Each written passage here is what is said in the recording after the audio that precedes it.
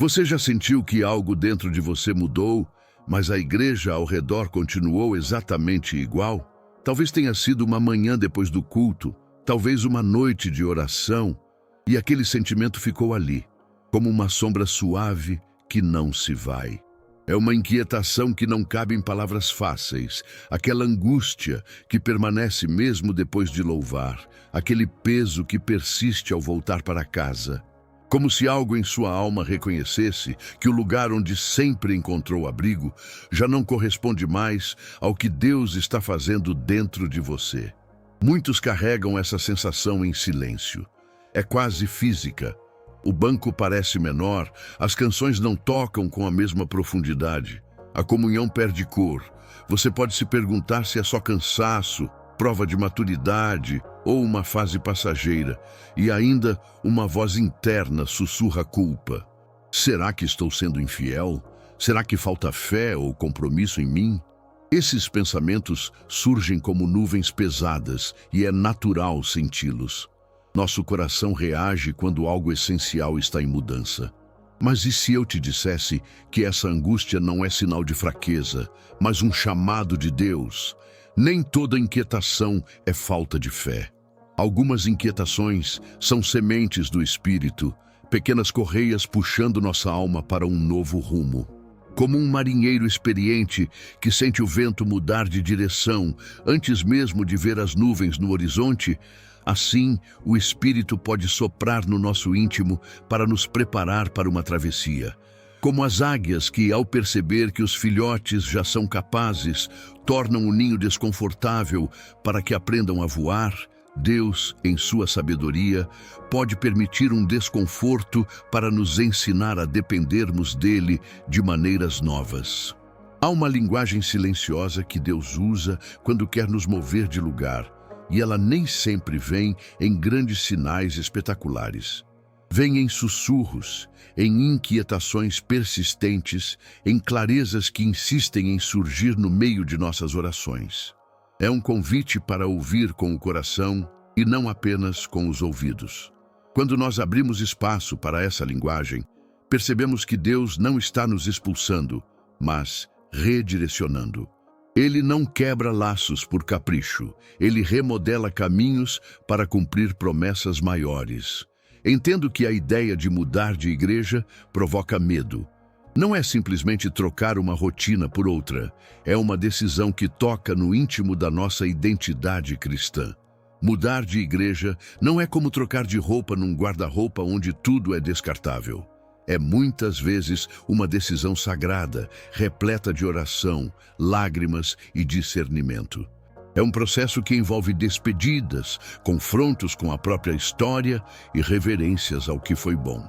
É normal chorar por aquilo que se deixa para trás, por amizades, memórias, ministérios. Tudo isso é santo e tudo isso pesa. Você não está sozinho nessa luta.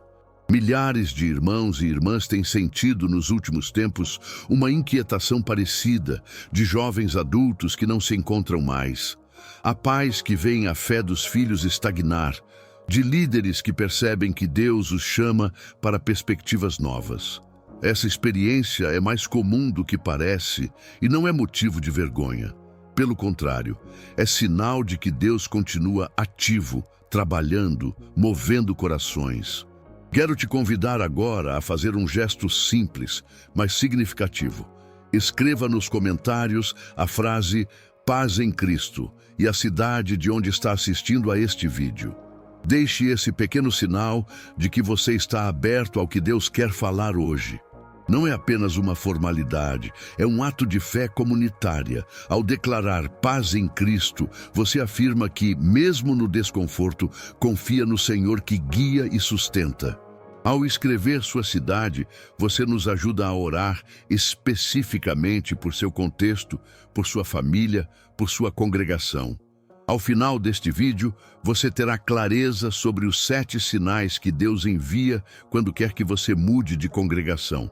Não são meras listas de reclamações, são indicadores espirituais, progressivos e bíblicos que vão desde um desconforto íntimo até problemas doutrinários visíveis.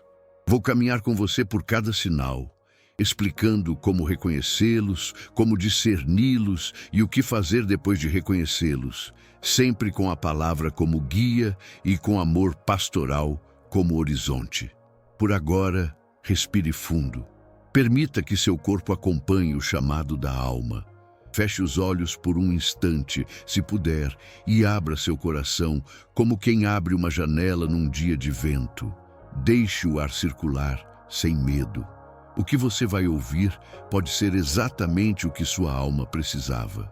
Não se apresse em julgar. Ouça antes. Deus fala de formas sutis e muitas vezes através de uma paz que confirma decisões difíceis. Se mantenha comigo. Venha com sinceridade, com perguntas honestas, com dor e com esperança. Aqui não haverá pressa para decisões precipitadas, nem julgamentos por dúvidas legítimas. Haverá sim um convite à escuta, à oração e à coragem.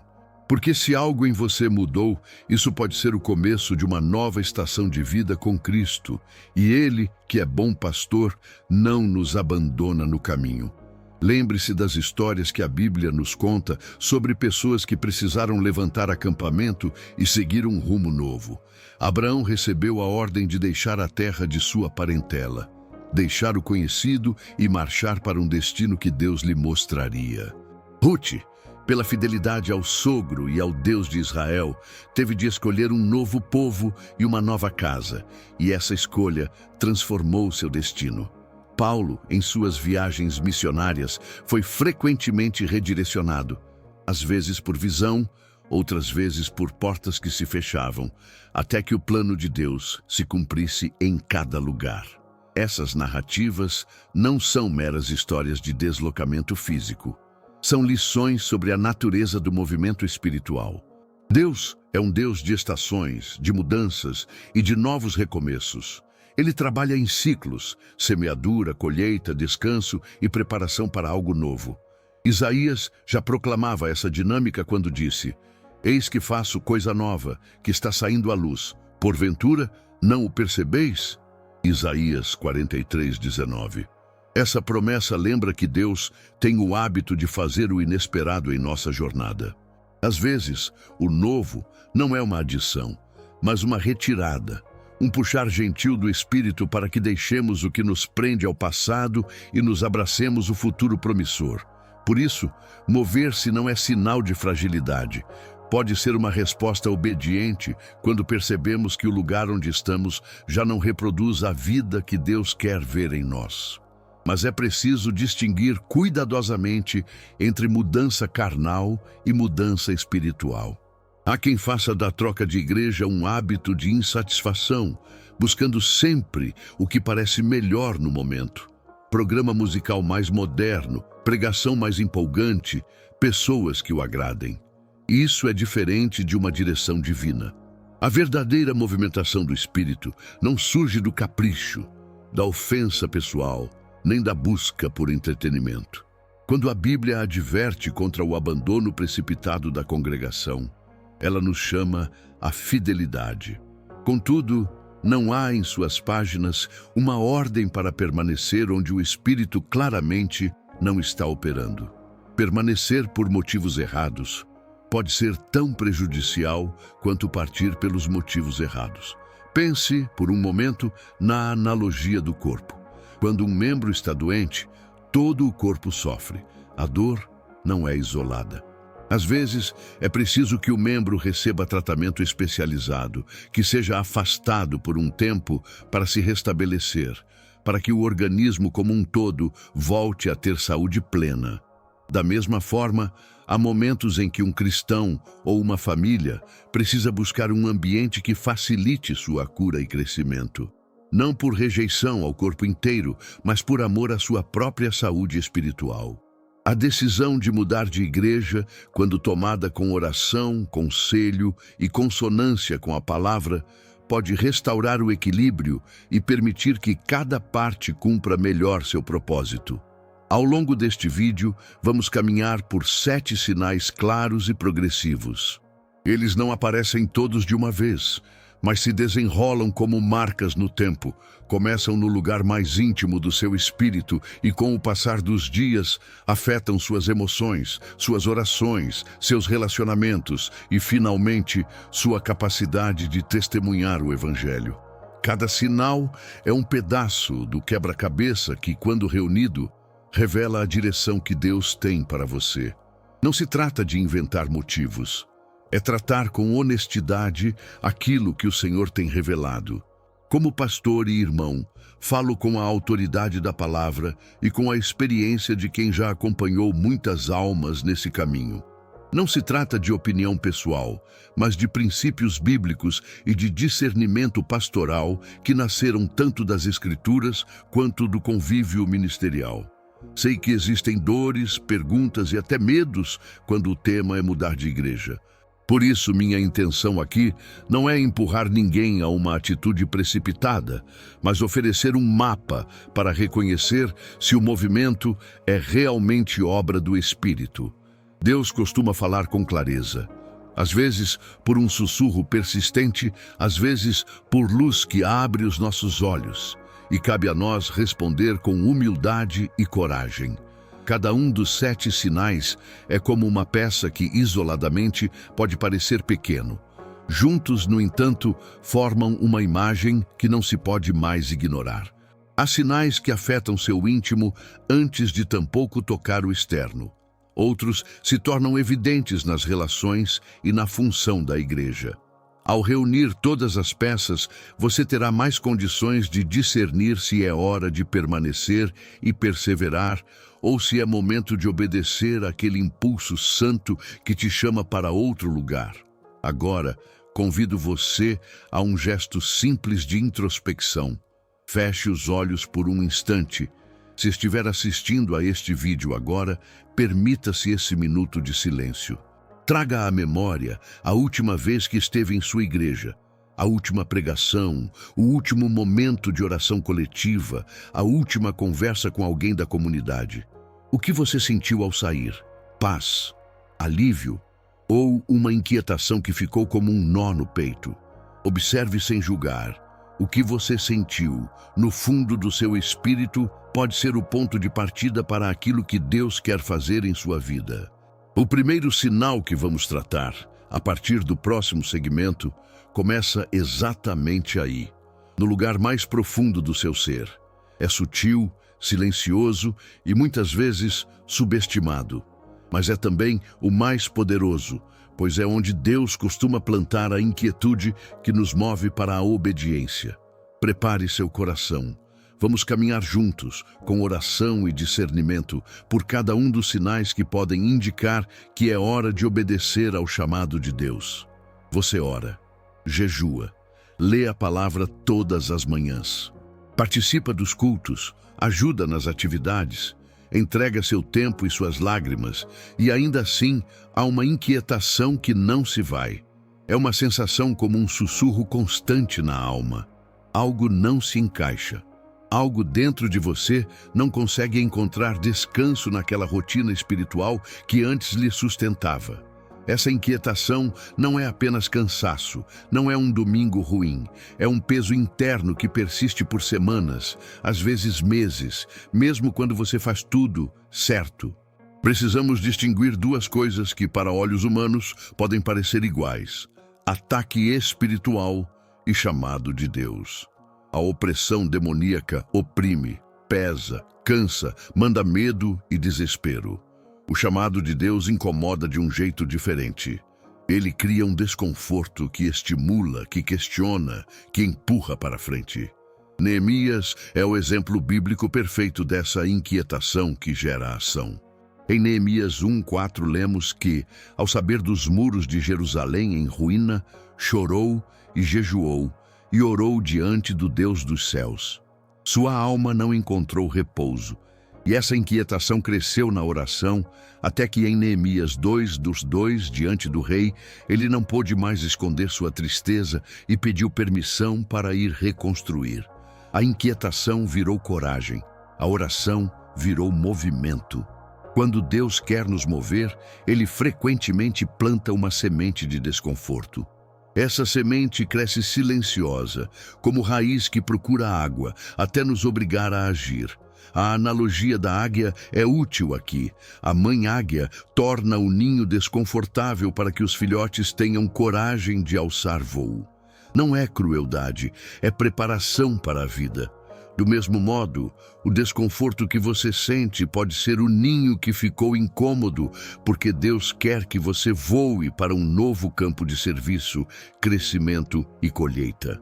Como reconhecer quando essa inquietação é um chamado e não mera oscilação emocional? Primeiro, pela duração. Um mau sermão, uma situação difícil, uma mudança de liderança podem provocar tristeza momentânea. Mas um chamado costuma persistir. Não é a tristeza passageira de um domingo, é o peso constante que acompanha suas orações, que entorna nas horas de silêncio e insiste, mesmo quando você busca refúgio em Deus. Segundo, pela qualidade. O aprendizado e o cultivo espiritual continuam, mas você percebe que aquele ambiente que antes lhe alimentava, agora lhe esvazia. As promessas da Escritura continuam verdadeiras, mas a resposta da sua igreja ao Evangelho e ao discipulado não dá fruto para você como antes. Há uma tensão legítima aí. Muitos temem que esse tipo de inquietação seja sinal de fraqueza espiritual, de orgulho, de insatisfação carnal. Lembre-se de Davi. Em muitos salmos, inclusive no Salmo 42:11, ele fala da alma abatida e chama a si mesmo ao repouso em Deus. Por que te abates, ó minha alma, e por que te perturbas dentro de mim? Espera em Deus, pois ainda o louvarei. Davi não se envergonhou de sentir angústia. Ele a colocou diante de Deus. Elias também experimentou um esmorecimento de espírito após grandes batalhas. Esses homens não eram fracos, eram seres humanos tocados por um Deus que convoca. Por isso, ouvir essa inquietação com humildade é um ato de obediência, não de rebeldia. Não ignore esse sinal. Deus não inquieta à toa. Se você percebe que mesmo depois de orações sinceras, o peso permanece, permita-se escutar, com temor e com sabedoria. Há práticas espirituais que ajudam a discernir. Continue orando, mas acrescente jejum quando for sensato. Escreva num diário o que Deus vem colocando diante do seu coração. Procure líderes espirituais maduros e confiáveis para conversar sem pressa. Exponha seu desconforto em oração comunitária e peça confirmação. A inquietação genuína costuma vir acompanhada de sinais internos e externos que se alinham com a palavra. Observe também o caráter da inquietação. Ela leva a perguntas que buscam a glória de Deus e o bem do seu próximo, ou apenas a justificativas para fugir de responsabilidades. A verdadeira inquietação Deus usa para expandir seu reino e aperfeiçoar seu povo. Ela vai resultar em oração mais ardente, em busca de clareza, em desejo de ver vidas transformadas. Não se trata de fugir ao conflito com covardia, mas de agir com fidelidade quando o ambiente se mostra estéril para o crescimento e para o serviço eficaz. Na prática, se você sente que lugares que antes lhe preenchiam, agora lhe esvaziam, preste atenção. Faça um inventário honesto. Quais são os momentos em que seu espírito se sente mais pesado? São situações isoladas ou um padrão? Você já buscou conselho e orou por confirmação? Apressar-se a sair num momento de confusão pode ferir corações e criar feridas espirituais desnecessárias. Por outro lado, permanecer num ambiente onde o espírito claramente não está soprando pode corroer seu chamado mais profundamente. Por isso, a sabedoria pastoral. Buscar confirmação na palavra, no conselho maduro e em sinais que Deus tem o hábito de dar aos seus filhos. Se essa inquietação se revela como um chamado, o processo de mudança tende a ter paz interior, mesmo em meio ao sofrimento exterior. Haverá lágrimas, talvez despedidas, mas também uma força nova para mover-se em direção à vontade de Deus. E se ao buscar discernimento, Deus não confirma a mudança, então a inquietação pode ser trabalhada dentro daquele espaço. Como Neemias que, ao ser levado a agir, não foi impulsivo, mas estratégico, planejando e buscando recursos. Em ambos os casos, a oração permanece a bússola. Não ignore esse sinal. Deus não o inquieta à toa. Ele muitas vezes começa por dentro, mexendo no seu coração, para depois trazer clareza externa. Mas a inquietação sozinha pode ser confusa. O segundo sinal traz clareza através de revelações que abrem seus olhos para o que antes estava encoberto. Há um momento delicado e profundo no caminhar cristão em que Deus decide não apenas inquietar seu coração, mas abrir seus olhos. Não é um castigo, é uma graça severa que nos permite ver com clareza aquilo que antes estava encoberto pelo afeto, pelo hábito ou pela conveniência. Esse é o segundo sinal. Verdades antes toleradas começam a saltar à vista. De repente, aquilo que você considerava pequeno ou secundário passa a incomodar de forma contundente. Uma discordância que antes você contornava se torna inaceitável para a sua consciência. Imagine uma casa antiga, cheia de memórias, que por anos permaneceu com as janelas fechadas. Quando as janelas se abrem e a luz do sol invade os quartos, a poeira que parecia invisível de repente aparece em todos os cantos. Assim é quando Deus traz luz. As rachaduras no alicerce, as falhas na estrutura, as áreas de mofo espiritual que estavam ocultas pelo calor da convivência e pela rotina dos cultos, tornam-se evidentes. Isso gera tristeza, porque amamos a casa, mas também preservação, pois agora podemos decidir, consertar ou sair, antes que o dano se espalhe. O relato de Abraão e Ló, em Gênesis 13, nos ajuda a entender esse processo. Por muitos anos eles viveram próximos, partilharam bens e correram juntos. Mas quando as contendas entre seus pastores começaram, as diferenças que antes foram toleradas passaram a ferir a comunhão. Foi a separação que permitiu a Abraão ouvir novamente a voz de Deus e perceber a amplidão da promessa que lhe era dada. Assim, a revelação de incompatibilidades nem sempre é sinal de fracasso humano. Às vezes, é a condição necessária para que Deus nos reoriente e expanda seu plano sobre nossas vidas. Que tipos de verdades costumam ser reveladas? Há padrões que se repetem em muitas histórias que tenho ouvido. Distorções doutrinárias que transformam a centralidade do Evangelho em mensagem confortável de autoajuda. Práticas de manipulação financeira que confundem generosidade com obrigação. Lideranças desprovidas de integridade que priorizam imagem ou poder ao invés de serviço humilde. E uma falta de amor genuíno que se manifesta em exclusões, fofocas e cuidados seletivos. Às vezes não é um grande escândalo, mas uma sucessão de coisas pequenas que juntas corroem a missão da igreja. Quando essas verdades vêm à tona, o choque é real. Você pode sentir vergonha, culpa, raiva, medo de magoar pessoas que você estima. É normal. Não permita que a dor se transforme em autoproteção imatura ou em difamação. Revelação não é licença para julgar ou condenar. É convite à sabedoria. Como 1 Coríntios 2, 14 e 15 nos lembra, o homem natural não compreende as coisas do espírito, mas o espiritual discerne.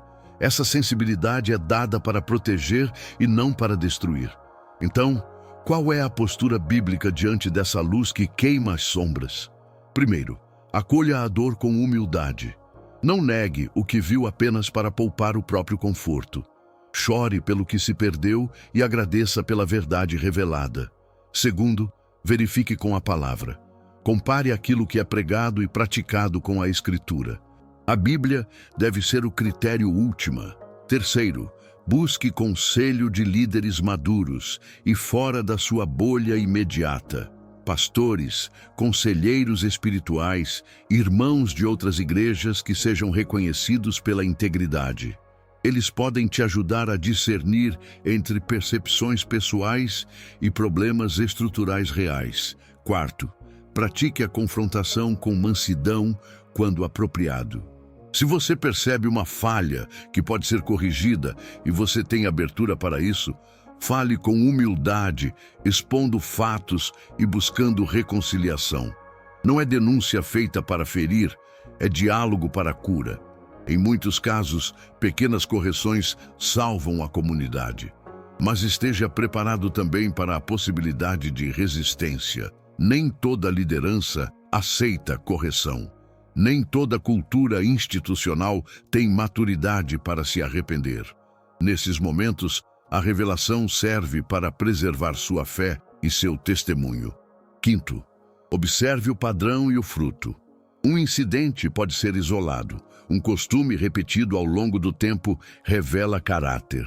Jesus disse que pelas árvores conhecemos os frutos.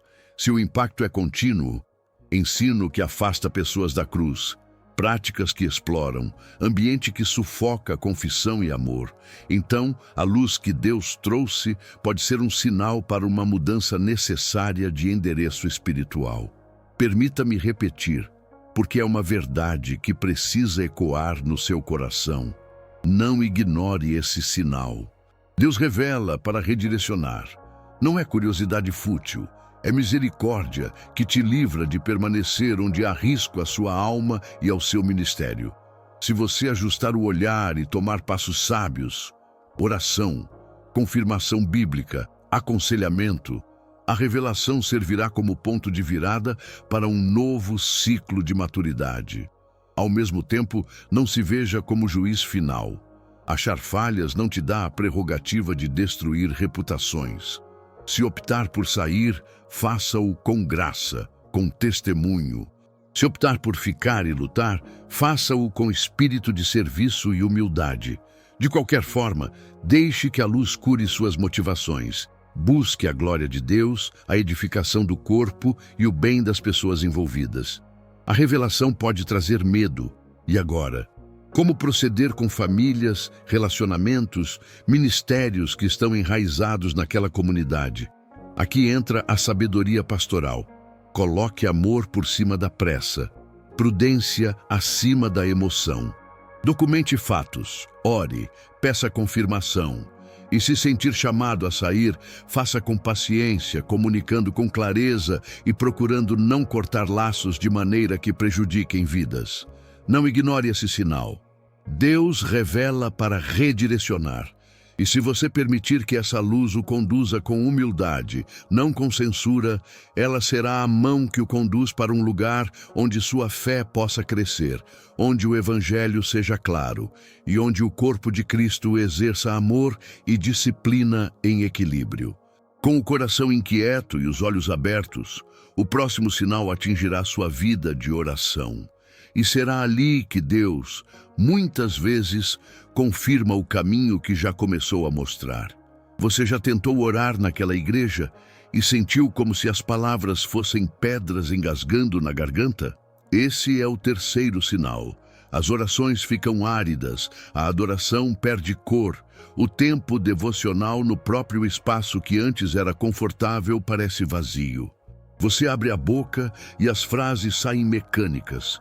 Fecha os olhos e não sente mais a presença que antes inundava o coração.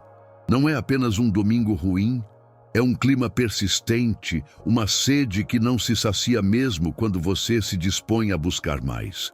A experiência de secura na oração é tão humana que até o próprio Senhor Jesus passou por momentos de extrema angústia espiritual no Getsêmani. Lá, ele orou intensamente, suando lágrimas e sangue. Ali também houve o peso da vontade do Pai e a sensação de carga pesada. Davi, nos Salmos, pergunta à própria alma: por que estás abatida? E isso nos mostra que os grandes homens de fé igualmente enfrentaram desertos internos. Esses exemplos bíblicos não nos deixam na desesperança. Pelo contrário, nos mostram que a secura pode ser um vale necessário antes do novo avivamento. Porém, a diferença entre provação, disciplina formativa e um chamado para mudança. É preciso discernir. Como distinguir? Primeiro, observe a persistência. Uma noite de sono ruim ou uma temporada ocupada pode deixar a oração falha por alguns dias. Mas quando semanas viram meses e você percebe que até a liturgia ou os cânticos perdem sentido, é sinal de que algo mais profundo está acontecendo. Segundo, analise a direção dessas orações. Você ora por crescimento, por frutificação, por servidão, mas sente bloqueio ao orar especificamente pela igreja. Há resistência na oração, mesmo quando o tema é entregar aquele lugar a Deus. Isso merece atenção. Terceiro, note se à sua volta existem oportunidades de discipulado, ensino sólido, comunhão que alimenta. Se tudo isso está estagnado, a secura pode ser o corpo espiritual dizendo que precisa de novo terreno. Use a imagem da terra. Um solo que já deu tudo o que podia começa a rachar, perde matéria orgânica, não responde mais ao adubo antigo.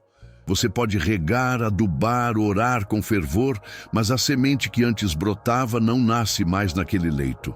Nem sempre a solução é permanecer ali, tentando reinventar o terreno. Às vezes, Deus chama o lavrador a mudar o campo para uma terra mais fértil. Mas essa mudança deve ser feita com oração madura, não com impulso emocional. Esse sinal, por si só, já é forte. Mas ele quase sempre vem acompanhado do quarto sinal: estagnação no crescimento espiritual. Você frequenta os cultos, participa de ministérios, mesmo assim percebe que não amadureceu. As mensagens não desafiam a sua vida. As conversas permanecem na superfície. Não há quem ministre de forma séria a sua caminhada. Hebreus 5, 12 e 14 adverte sobre crentes que depois de tanto tempo ainda se alimentam de leite e não avançam para o alimento sólido. Se você tem vontade de ser desafiado a viver santidade, de ser discipulado, de ser enviado ao ministério com competência e tudo o que recebe é repetição e mesmice, isso dói e é um sinal. Muitos ficam nessa situação movidos por lealdade, culpa ou por laços afetivos com pessoas queridas. Amar a igreja onde foi alimentado é legítimo. Abandonar sem prova não é sábio. Mas amar não significa permanecer onde não há mais alimento. A fidelidade que agrada a Deus é aquela que busca a sua glória e a maturidade do corpo. Deus não te chamou para sobreviver espiritualmente, Ele te chamou para florescer.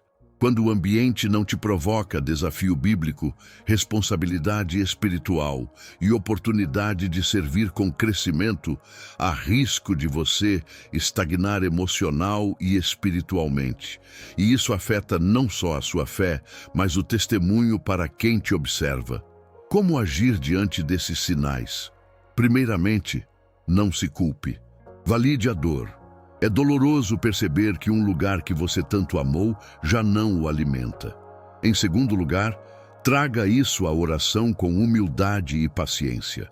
Peça clareza, não pressa. Em terceiro, busque conselhos maduros. Converse com líderes que não estejam diretamente envolvidos no conflito local. Irmãos confiáveis que possam ouvir sua história sem imediatismo. Em quarto, teste o tempo e a consistência. Se, após orações, aconselhamento e tentativas de revitalização, nada muda por um período razoável, considere que a porta de mudança pode estar se abrindo. Importante: diferencie secura causada por pecado não confessado ou amargura da secura, que é convocação. Pecados ocultos podem fechar a comunicação com Deus. Arrependimento e restauração trarão de volta o frescor. No entanto, quando você busca santidade, confessa, participa e mesmo assim a secura persiste, não descarte a possibilidade de que Deus esteja redirecionando você. Não é abandono do ministério, é proteção do seu chamado. Não ignore esse sinal. Ele pode ser a voz suave de Deus dizendo: não é aqui que você vai frutificar. E não se esqueça, mover-se não significa fugir, mas obedecer.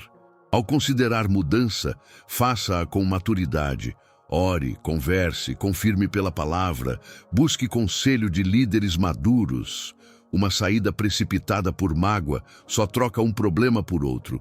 Mas uma saída guiada, madura e gerenciada no amor é frequentemente o caminho por onde Deus restaura vida e aviva dons. Se você se reconhece nesse quadro, orações secas, crescimento estagnado, peça a Deus discernimento. Peça também coragem para colher o que é necessário. Às vezes, a poda começa com reconhecer que o solo não é mais favorável.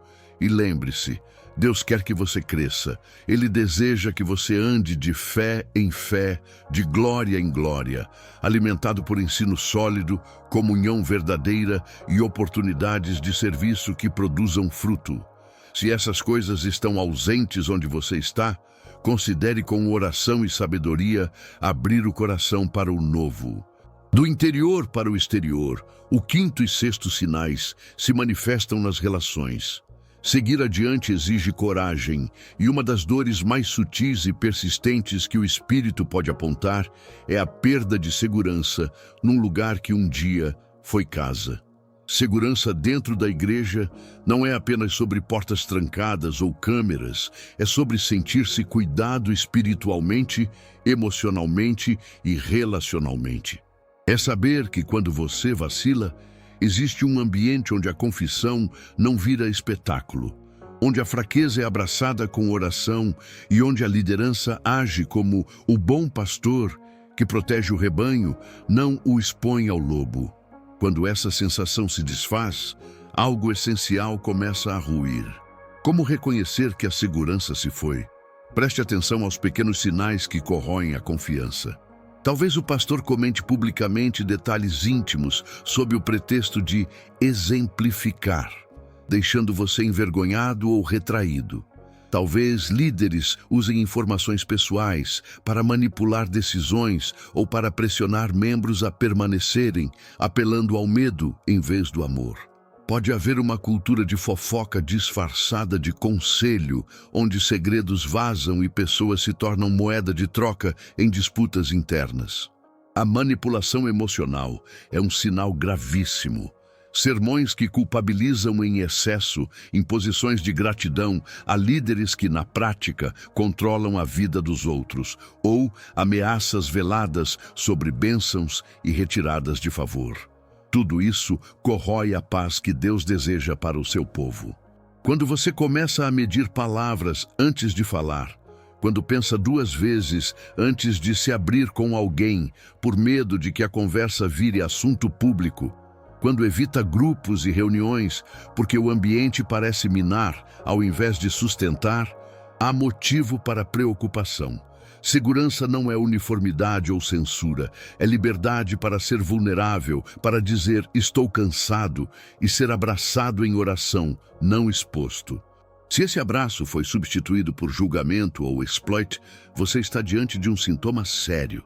Paralelamente à segurança, a comunhão verdadeira pode se desgastar até desaparecer.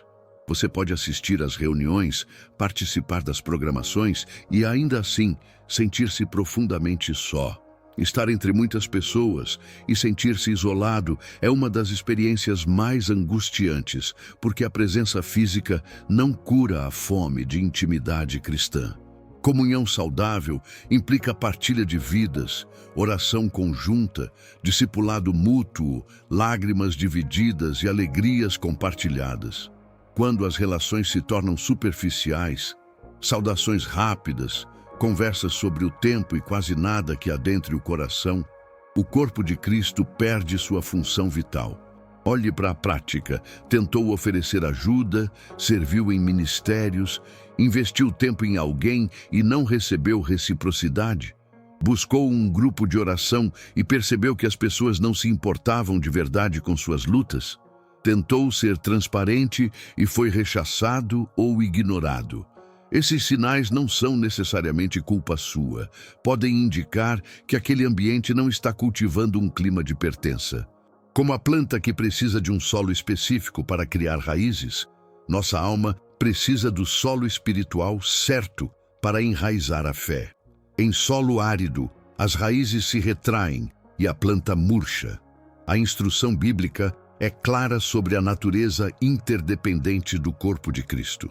Em 1 Coríntios 12, aprendemos que o corpo só funciona plenamente quando cada membro coopera e é valorizado. A unidade não é uniformidade, mas complementaridade. Se a igreja onde você está não permite que seus dons floresçam, se ridiculariza ou minimiza suas contribuições, se não há espaço para um ministério recíproco, então ali falta o pulso vital de uma comunidade cristã que cuida uns dos outros. Comunhão verdadeira não é agradar a todos, é construir um ambiente em que amor, serviço e responsabilidade mútua convivem. É importante distinguir entre fases difíceis e um padrão tóxico. Toda comunidade pode passar por crises temporárias, lideranças que erram, conflitos que surgem, mal-entendidos que ferem. Esses momentos pedem perdão, humildade e restauração. Mas quando o padrão é repetido, exposição pública de vidas privadas, manipulação emocional institucionalizada, ausência de cuidado pastoral real, isolamento como norma social, então estamos diante de algo mais profundo. Não minimize o seu desconforto, transformando-o em só mais uma turbulência. O Espírito pode estar lhe mostrando que, para crescer, você precisa de outro contexto. Muitas pessoas carregam culpa ao considerar sair. Será que sou eu? Não devo perseverar? E se eu abandoná-los no momento em que precisam? Essas perguntas são legítimas e belas, porque evidenciam um coração comprometido. Contudo, amar de forma bíblica também inclui sabedoria. Amar alguém não significa permanecer à disposição de práticas que ferem sua alma ou que impedem seu crescimento espiritual. Não é orgulho reconhecer que um lugar não te ajuda mais. É discernimento reconhecer que a congregação, como corpo, falha em suprir aquilo de que você precisa para florescer. Se você tentou se conectar e, por meio de tentativas repetidas, não encontrou reciprocidade, se tentou confiar e foi magoado, se teme ser você mesmo por achar que será julgado ou usado, não ignore esse sinal. Deus te criou para a comunhão verdadeira. Ele não quer que você viva uma vida de fachada comunitária, onde tudo parece bem ao redor, mas morre dentro. Sua vocação inclui ser parte de um corpo que age como família, que protege, que restaura e que celebra com sinceridade. Permita-se orar honestamente sobre isso. Busque conselhos de líderes maduros e imparciais. Compartilhe com alguém que te conhece e que tem discernimento espiritual. E, enquanto você avalia, continue sendo fiel, onde pode ser fiel sem comprometer sua integridade espiritual. Há momentos em que permanecer e lutar é chamado. Há momentos em que deixar é chamado. O Espírito é o nosso guia mais seguro nessa diferenciação. Não ignore esse sinal. Quando o ambiente nega a segurança e a comunhão que Deus projetou, ele pode estar apontando você para um novo lugar onde suas raízes poderão crescer e onde o amor de Cristo será vivido de forma mais plena. O próximo sinal que vamos abordar é o mais visível para quem observa de fora. É aquilo que muitas vezes determina não apenas a experiência individual, mas a missão coletiva da igreja. Há um sinal que, por sua natureza, dói de forma diferente. Quando a própria mensagem do Evangelho começa a ser substituída por outra coisa. Não é um desconforto interior, não é somente uma sensação de deslocamento. É a percepção clara de que a igreja onde você está deixou de ser coluna e baluarte da verdade. Quando a Bíblia já não é mais a autoridade final e o foco passa a ser outro, prosperidade pessoal, espetáculo, conselhos de autoajuda desenraizados da cruz ou até uma mistura sincrética de crenças, algo essencial foi comprometido. E isso exige de nós uma resposta séria, calma e piedosa. Como reconhecer esse desvio? Primeiro, observe o centro das mensagens.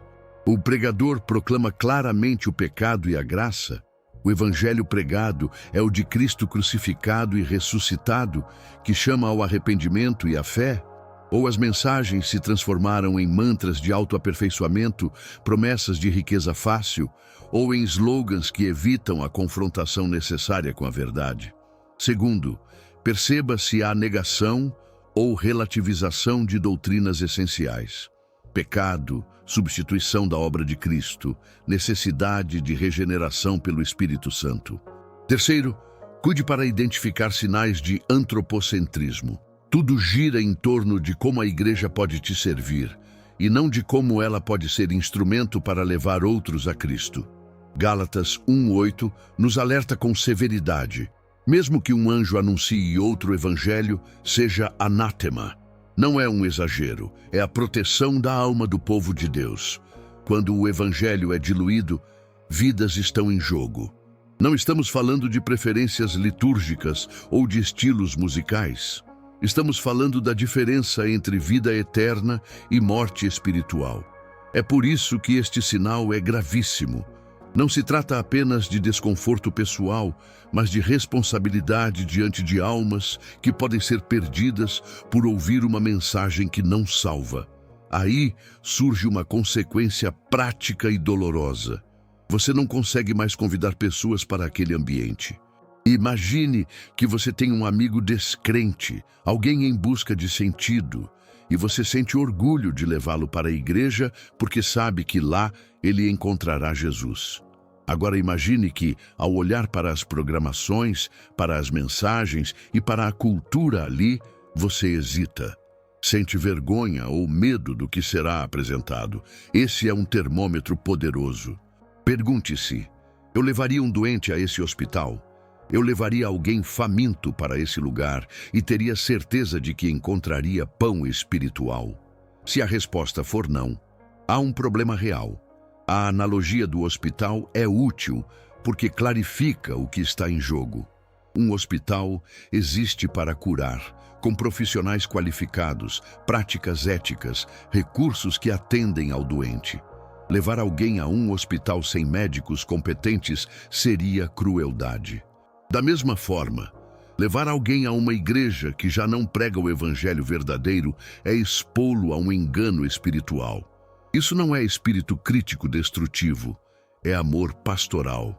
Amar as pessoas também é obedecer à palavra, zelando para que não sejam enganadas.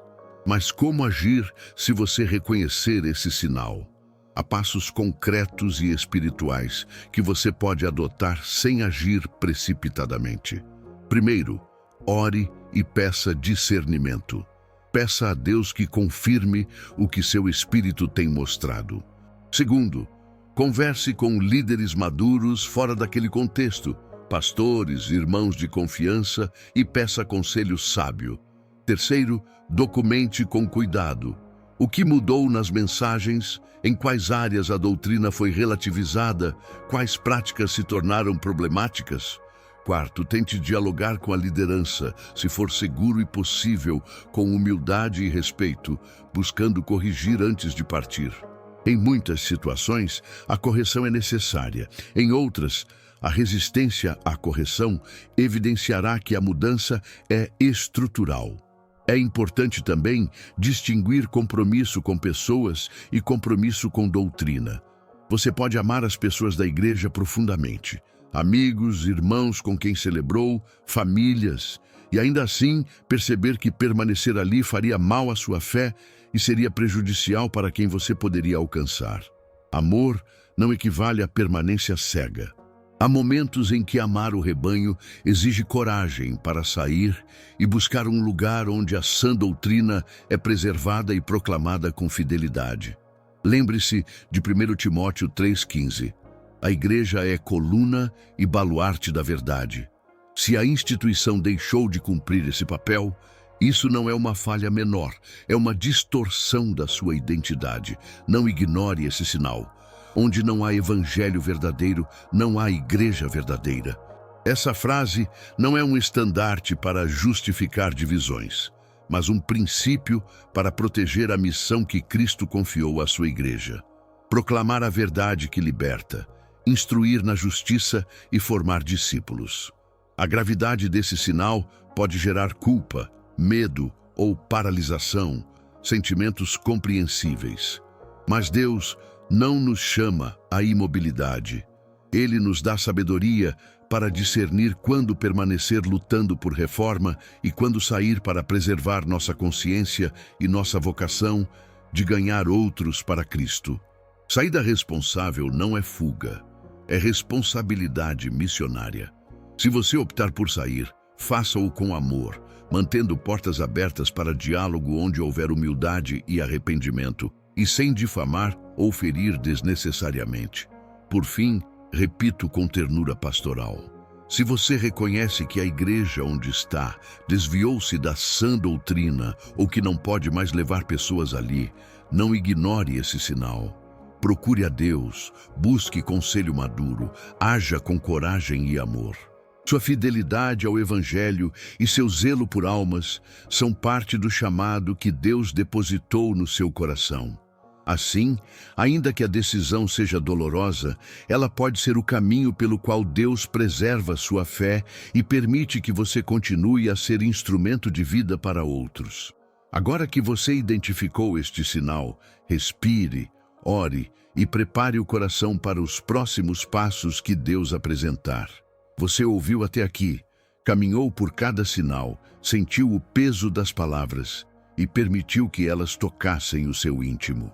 Antes de nos despedirmos, quero recapitular com calma e com o coração aberto aquilo que Deus tem sussurrado: inquietação que não passa, verdades que foram reveladas, orações que ficaram secas, crescimento que estagnou, a sensação de segurança perdida, a comunhão que não se faz presente e, por fim, o evangelho que foi distorcido ou que impediu você de levar outros à salvação.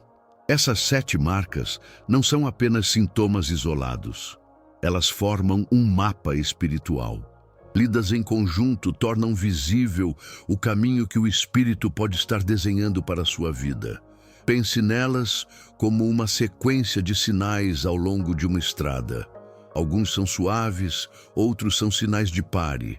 Todos, porém, insistem que você não continue no piloto automático. Quero te elogiar por ter chegado até aqui. Isso já diz muito sobre o seu coração. Você não é indiferente à vontade de Deus. Muitos passam a vida inteira acomodados e justificando o desconforto. Você, porém, escolheu observar, ouvir e questionar. Essa é uma postura rara e ela revela maturidade espiritual. Não é falta de fé procurar clareza, é fé ativa, que não se contenta com respostas fáceis, que busca fidelidade em vez de conveniência.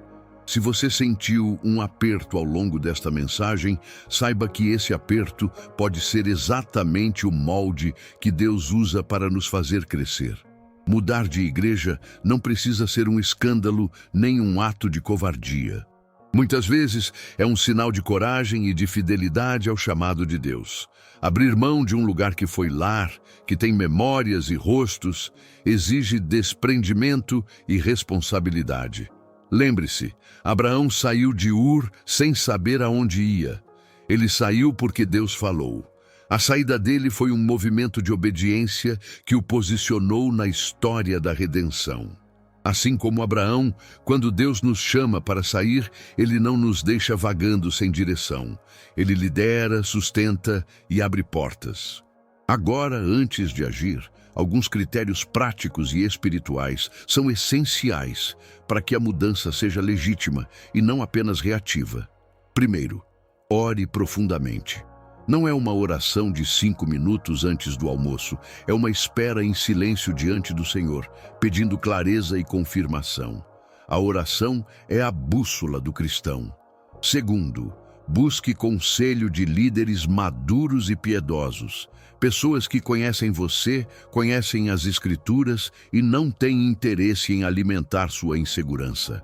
Provérbios nos ensina que muitos conselhos trazem segurança. Não faça essa decisão isoladamente. Terceiro, confirme tudo com a palavra. Se a sua experiência bater com princípios bíblicos, se a leitura atenta da Escritura confirmar os sinais. Então, você terá uma base sólida para prosseguir. Quarto, dê tempo para o Espírito falar. Nem toda inquietação é um chamado para sair. Às vezes, é um convite para renovar, para restaurar, para lutar por mudança interna. Teste os frutos. Conversas, oração, tentativa de correção e portas fechadas são sinais de que a direção é realmente sair.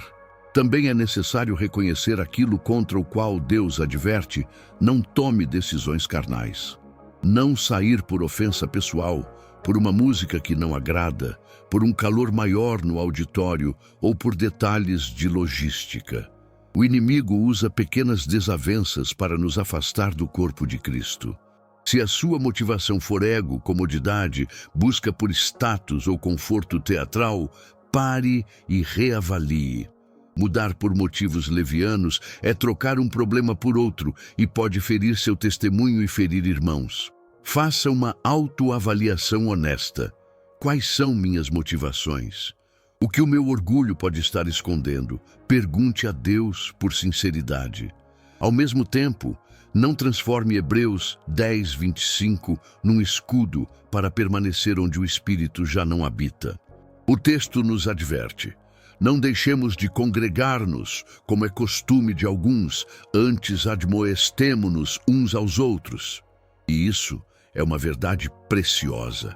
A comunhão é indispensável, mas a mensagem não nos manda permanecer em ambientes onde a igreja deixou de ser casa de cura, lugar de ensino saudável e instrumento de salvação.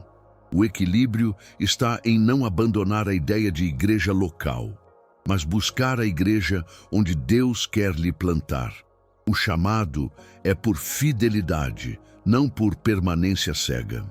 Permita-me oferecer um roteiro prático, passo a passo, para quem está considerando a mudança com responsabilidade. Comece com oração prolongada. Marque momentos de jejum e de leitura bíblica, direcionada a discernir a vontade de Deus. Converse com líderes espirituais confiáveis, pastores, mentores, pais na fé, e exponha com humildade o que você tem percebido. Aceite feedback, mesmo quando ele contraria seus desejos. Procure confirmar o que você vê com a Escritura. Estude textos sobre igreja, liderança, comunhão e sã doutrina. Tente agir primeiro dentro da sua igreja. Ore com ela, converse com a liderança, ofereça soluções. Se houver portas fechadas e falta de desejo de correção, isso fala alto. Se a saída for inevitável, organize uma despedida respeitosa. Evite difamar, evitar redes sociais conflituosas ou criar divisões. O testemunho cristão nos chama a viver em amor, mesmo na hora de partir. Enquanto estiver em transição, busque um lugar que manifeste frutos saudáveis, ensino bíblico sólido, práticas de discipulado, amor genuíno, transparência financeira e abertura para missões e evangelismo. Ao encontrar um novo lugar, entregue-se com humildade. Não chegue com cartões de reclamação, mas com um coração disposto a servir e a ser servido. Sei que a ideia de mudança carrega dor, despedidas, lágrimas, rostos que você não verá mais aos domingos. É legítimo sentir saudade e, ainda assim, obedecer. Há uma diferença entre amor e possessão.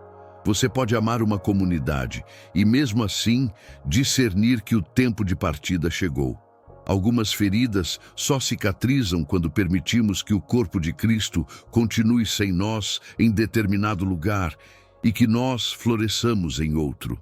Lembre-se das plantas que precisam ser transplantadas. O processo exige cuidado, poda, tempo de adaptação, mas quando bem feito, a planta brota com mais vigor. Uma promessa que quero deixar firme no seu coração: se Deus está te movendo, Ele proverá onde você for plantado. Onde Deus te plantar novamente, você florescerá como nunca floresceu. Essa não é uma frase vazia de consolo. É a confiança de que o Senhor guarda os passos dos que andam em obediência. Não é uma promessa imediatista. haverá processo, haverá adaptações, mas existe a soberana fidelidade divina que sustenta todo aquele que caminha confiando. Antes de encerrar, proponho um pequeno compromisso. Se o que você ouviu aqui é verdadeiro para o seu coração e a sua vida, escreva nos comentários. Eu seguirei pela estrada que Deus escolher. Fazer essa declaração pública tem poder, não por número de likes, mas porque a fé que é confessada em comunidade encontra sustentação para agir.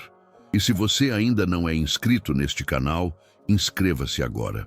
Cada inscrição fortalece esta comunidade de buscadores sinceros, que desejam caminhar com fé e discernimento. Cada curtida, cada comentário, cada compartilhamento é um pequeno gesto de amor. Você pode levar essa palavra a alguém que está sofrendo em silêncio e que precisa ouvir que não está sozinho. Compartilhe este vídeo com alguém que precisa ouvir isso hoje. Se Deus te está movendo, confie. Ele nunca te deixará desamparado. Haverá dias de calor e de frio, de dúvida e de clareza. Haverá lágrimas e também alegria renovada. Mas a promessa do nosso Deus é de cuidado constante. Mesmo quando o caminho é doloroso, Ele caminha conosco. E quando fechamos portas por fidelidade, Ele abre outras por graça. Não tenha pressa de provar que fez a escolha certa. Viva cada passo em reverência, em comunhão e em oração. Agora, quero te convidar a permanecer por alguns minutos em silêncio.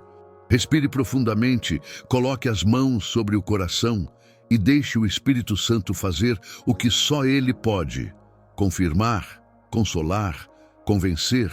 Se surgir uma palavra clara, anote-a. Se surgir paz no peito, mesmo sem compreender todos os detalhes, agradeça. Se surgir dor, ofereça-a ao Senhor como sacrifício de confiança. Que o Senhor ilumine seu caminho, que Ele te dê discernimento para cada passo, discernimento humilde, firme e guiado pela Escritura. Que você ande sempre na direção que Ele aponta, mesmo quando o caminho for desconhecido. Que a paz de Cristo, que excede todo entendimento, guarde o seu coração e a sua mente, e que em tudo você seja conduzido pela verdade, pela graça e pelo amor que vem do Pai. A paz de Cristo esteja com você hoje e sempre.